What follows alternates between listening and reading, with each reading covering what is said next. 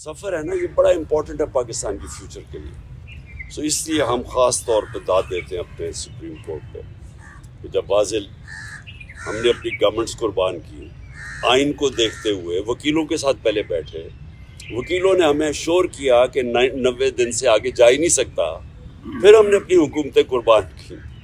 तो इसलिए तो नहीं कुर्बान की थी कि ये सारे अपने ये मोहसिन नकवी जैसे लोगों को ऊपर बैठा के और सारे हमारे मुखालिफ और ब्यूरोक्रेट्स और पुलिस वालों को ऊपर हमारे बैठा के और हमारे ऊपर इंतकामी कार्रवाई शुरू कर दें। और ये यहाँ भी और पख्तूनख्वा में भी हमने तो इसलिए किया था कि हमने कहा केयर टेकर आएगा और उसके बाद 90 दिन में इलेक्शन होगी, तो ये उससे पीछे हट रहे थे। और ये भी कि इतना आगे निकल गया, ये भी साफ आइन की खिलाफ वर्जी है अभी भी, क्योंकि ये जाहिर है ये वो जो 90 दिन के बीच में नहीं हो सकता क्योंकि इन्होंने इतना डिले कर दिया।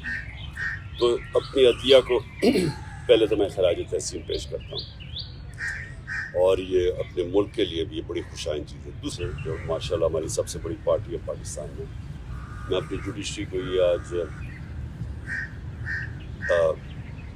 इत्तेमाद दिलवाना चाहता हूँ कि कौम उनके साथ खड़ी है, तो उनको कोई ये वो 98-99 में नहीं जिधर डंडों मार के सुप्रीम कोर्ट के ऊपर हमला हुआ था और कुछ रिएक्शन नहीं आया, बहुत बड़ा रिएक्शन आएगा पाकिस्तान के अंदर। तो ये हमने भी सारा वायरल हुआ ये जो क्लिप है, और मैं सिर्फ अपने जजेस को ये श्योरिटी देना चाहता हूँ कि हम सब खड़े हैं। दूसरी चीज़ की मैंने बात करनी थी वो ये, आज बाबर अवान ने एक प्रेस कॉन्फ्रेंस किया। देखिए पहले तो 17 मुझे किस्से हैं, मैंने जिन 3 लोगों के नाम लिए थे मेरे ऊपर जब वारदात हुई, तो मैंने उन तीनों के नाम लिए, तो हर चीज़ जो उसके बाद हुई मेरे अटेम्प्ट के बाद वो मुझे कंफर्म करती है कि वो तीनों मुलव्वस थे इसमें। पहले तो कवर अप करने की कोशिश की, वो नवीद से पहली स्टेटमेंट, फिर शाम को दूसरी स्टेटमेंट आ गई। दूसरी स्टेटमेंट जब वो कर रहा था तो JIT के अंदर रिपोर्ट है कि वहाँ 5 नामालूम अफराद बैठे हुए थे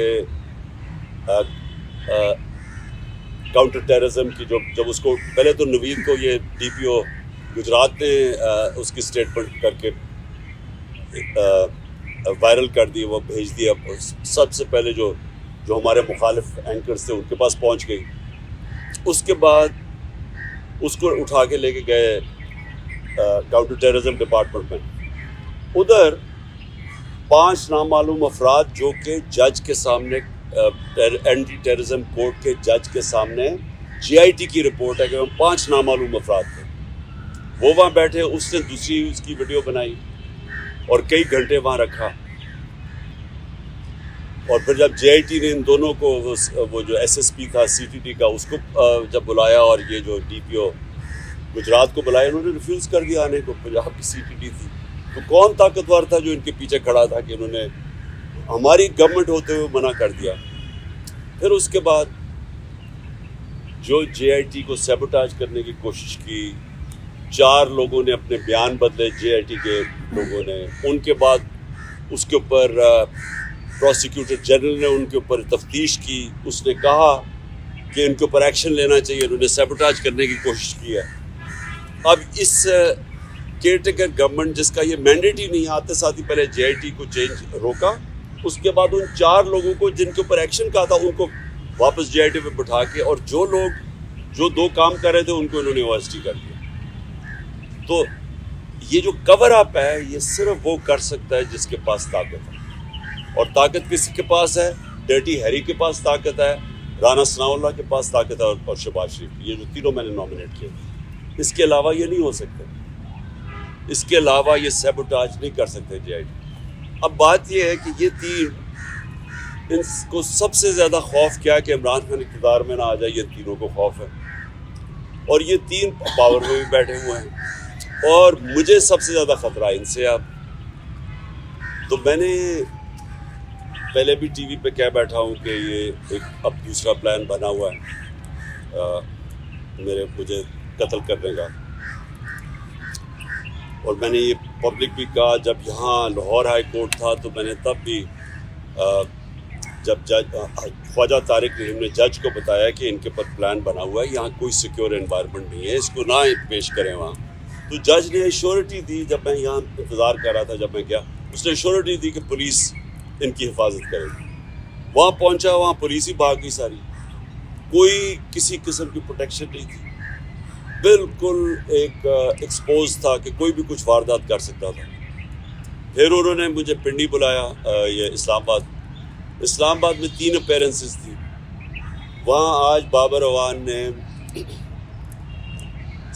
جو اندر کے کیمراز تھے, جو CCTV کیمراز تھے, وہ بند کیے گئے. جو وہاں سیکیورٹی کے لوگ تھے وہ وہاں سے غائب تھے, کوئی سیکیورٹی نہیں تھی. CCTV کیمراز بند کیے گئے, اور بالکل کسی پروٹیکشن کے بغیر میں تینوں عدالتوں کے اندر ایکسپوز تھا. اب سوال یہ ہے کہ یہ کس کے انٹرسٹ میں ہے کہ مجھے کون آپ پروٹیکٹ کرے گا؟ جنہوں نے پروٹیکٹ کرنا ان سے ہی خطرہ ہے.